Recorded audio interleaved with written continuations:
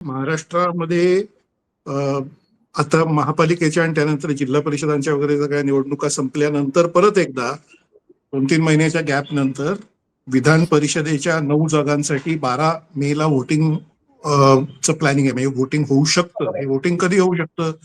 जर 9 पेक्षा अधिक उमेदवार रिंगणामध्ये उतरले तर होऊ शकतं.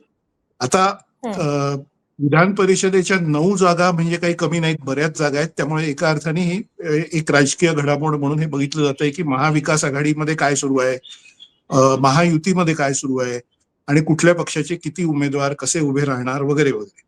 त्याच्यामुळे ह्याच्यावर सगळ्यावर चर्चा सुरू आहे. आता मुख्यमंत्री देवेंद्र फडणवीस यांनी आणि भाजपच्या प्रवक्त्यांनी दोघांनी सांगितलंय की अशी काही भेट वगैरे झालेली नाही.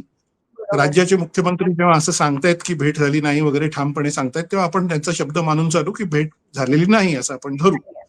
पण भेट झाली किंवा झाली नाही याच्यापेक्षाही महत्वाचा किंवा वेगळा मुद्दा असा आहे ज्याच्याकडे लक्ष दिलं पाहिजे की राज्यसभा निवडणूक अलीकडे जी झाली महाराष्ट्रामध्ये,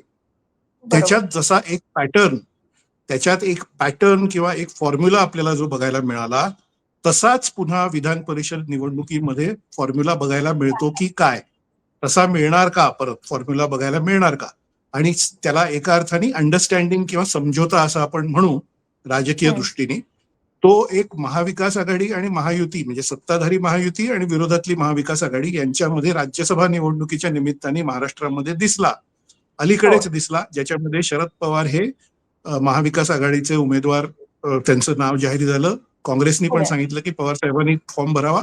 शिवसेना म्हणजे उद्धव ठाकरे गटाने सुद्धा सांगितलं की आमचं त्यांना पाठिंबा आहे. आणि भाजपने सुद्धा 7वा उमेदवार राज्यसभेसाठी उभा केला नाही. याचा अर्थ भाजपने सुद्धा शरद पवारांचा मान ठेवून एक समझोता, अंडरस्टँडिंग दाखवलं की बिनविरोध ती झाली निवडणूक, म्हणजे ती मतदान वगैरे काही घ्यावं लागलं नाही. हे अलीकडेच घडलेलं असल्यामुळे सगळ्यांचं लक्ष आता असं आहे की परत एकदा असंच विधान परिषदेसाठी उद्धव ठाकरे यांच्या बाबतीत होतं का,